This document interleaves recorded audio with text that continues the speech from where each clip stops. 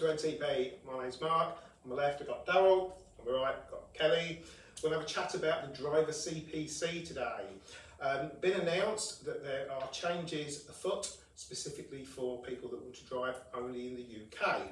Now, the original driver CPC will be classed as an international one because nothing will change with that. You've still got to have the original CPC as we know it if you want to drive out of the UK and into the EU. We all know what that's about, 35 hours, split into 5 units over the 5-year period, 7 hours each. Can be split into 2 sections, sort of 3.5 hours for each, but they must be over 2 consecutive days. And the latest edition was that you could do a maximum of 2 hours e-learning on each module. That remains. Literally going into Parliament for discussion at the moment is the new National Driver CPC. Now, originally there was talk of it becoming a pass-fail CPC.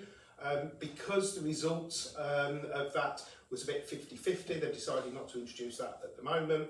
So the new national CPC, as it's being discussed, is very, very similar to what the international one was, but with more flexibility. Now, more flexibility sounds brilliant, sounds like a good move, but there are issues as well which we're going to come on to and speak about in a bit. So this new national driver CPC, what are the facts behind it? Still 35 hours of National Driver CPC. The flexibility that they're talking about is that the e-learning content can be more in one go. So you can do sort of 3.5 hours of e-learning, whereas before you were limited to 2. The advantage of the 3.5 hour courses in general is that you don't have to do them on consecutive days, whereas before with the international you did, or you still do. It's going to be up to training companies. They might insist you've got to do it within the week or the month or whatever. It's entirely up to them. So there's a bit of flexibility on that. So sounds quite good, but what about the pitfalls? What have we got? So basically what you're saying then is if you do national driver CPC 35 hours, and then your boss says to you, somebody's off next week, can you take this load over, overseas, abroad? You can't do it because you haven't got the relevant driver CPC. So again, you would have to do, to qualify for the international, you'd have to do another 35 hours. Absolutely. So in effect, a driver could end up doing 70 hours of driver CPC? Could well do, yes. Oh my goodness, that's ridiculous. Why would a driver do that? There's even more restraints on them than they've got now. So I can't see how that's going to really work for drivers. Well, it's a difficult decision because when you come to wanting to renew your CPC, and bearing in mind that anybody coming into the trade will still take their driving tests, etc. for category C's, category D's, and will get the first 5 years covered on an international CPC. It's when it comes to renewing, or anybody that's already been driving and renewing, you've got that decision to make. If you're only driving in the UK and you think, okay, I'll just do the new national one because I like the flexibility that it's offering. What happens in 2 years, 3 years time? Absolutely, you're not covered. Just going to say, if obviously circumstances. It's a tough time at minute, companies are going bust. Yeah. If you've got no other option but to earn a living and go to a company where they run international transport, that driver's got to pay out again. So in effect, government are trying to push this through to double the profits. And really, They are, aren't they? In effect, they are, Matt. They're pushing it through to double the money. They're taking double bubble in some effects. And that's what people are going to have to pay. Where is the additional benefits by only doing national? 1 hour's extra learning online. So you can do 3.5 hours online learning as opposed to... No, because they can take that. They don't have to do it on consecutive days. By doing national, they don't have to do 3.5 hours on a Saturday, 3.5 on a Sunday, like they do now. No, they've got to do 35 more hours. Well, yeah, they have in effect. That's ridiculous. That's basically what it works out, so... But yeah, they can take that 3.5 hours, so they could do 3.5 hours in January, 3.5 hours in September, and do that every year. And that's what they're trying to make out, that's a benefit. Not only that, when you think about it, training companies in the UK, I mean, it's known out there, we don't deliver driver CPC because of this nonsense, really. Yeah. But silly regulation. you think about training companies, to make it more cost effective for them to use their own in-house trainers rather than employing external trainers, which majority of training companies do, they're going to run for that 3.5-hour course.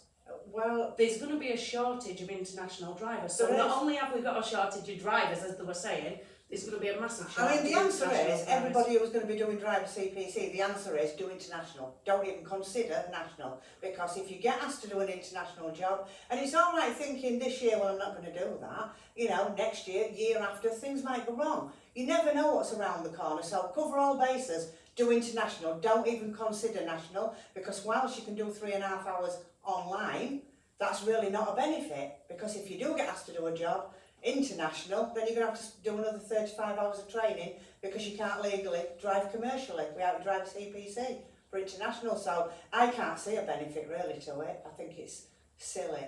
I think there's going to be an awful lot of people that are going to get caught out. I think so. You know, you're going to decide what training you want to do based on what you're doing now. But 5 years is a long time. However, are you going to be doing training based on what you want to do? If companies are paying for their drivers to sit there in-house training courses and they're only in the UK, they're going to sit there. It's not just about the cost, I don't suppose. That driver's going to sit there for 35 hours to gaze driver CPC. He might leave that company. Yeah. And then he's got to sit another 35 hours. So yes, there is that cost implication, but there's that time out for that driver. I suppose Out of work, government earning benefit. money, there's 70. Government then's taking Government benefit. 875 twice. Yeah.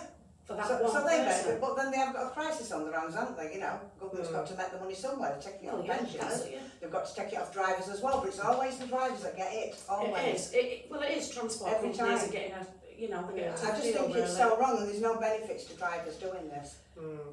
I can't see benefits to companies either, to be honest, but my I think advice your would company- be do international. But us as a drive training, CPC. us as a training company, if you think about it, if we were still in this market of delivering driver CPC, which option would we choose?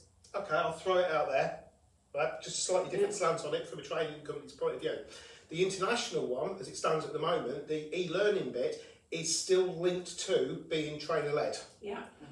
This new national one, you can do a 3.5 hour e-learning from the comfort of your own home, and it's not tied to being trainer-led. So effectively, you're charging a driver to do a 7-hour module, but you're actually only paying a trainer for 3.5 hours of it. So from a training company's point of view, there's actually more benefit to them to push the national than there is the international. Yeah. But it's not necessarily a benefit for the driver. No? Yeah. But and that's what I'm saying. So there's going to be conflict across the board. Not only that, the rules are complicated. What can we do? What can't we do? Can we sit online? Can we do this? Can we do that? I know, And they've made it so confusing. and it's If only this an gets attendance passed- course anyway. It's not even a qualification. It's If an it gets attendance passed through course. Parliament, there's going to be a lot of drivers with a lot of fines. There's going to be a lot of training companies with a lot of sanctions. And there's going to be a lot of trainers what are going to end up out of work. Because if they take it to an online place, there's trainers that are going to become employed. So we're creating unemployment. I don't understand Well, it. we'd love your opinions, guys. We'd love to know what you Absolutely. think and you know what your stance is on this. And I think, you know, the thing is for drivers, it always seems to be drivers that get hit the hardest. And I think sometimes you've got to, you know, complain with your feet, stamp and make a fuss, because why would somebody do national for the sake of 3.5 hours that you can do online? You need to do the international because that is the way that you're guaranteeing your future, because nobody knows what's going to happen in the next 5 years. Cover your own back, that's all I can say. But I'd love to know your thoughts. Don't know what you think. Same again, and it's what you've got to put yourself in that position. Are you prepared? If there is a change in your circumstances, are you prepared to sit 70 hours of driver CPC? Yeah. That's what it boils down to per 5 year, every 5 years. Let us know, guys, let us know. My final word, if you're in the position once it's passed to make a decision, make the decision very, very carefully. Yeah. Okay, anything else you want to add? I don't think so. Yeah. Thanks ever so much for listening. Let us know in the comments below, and speak to you all soon. Take care.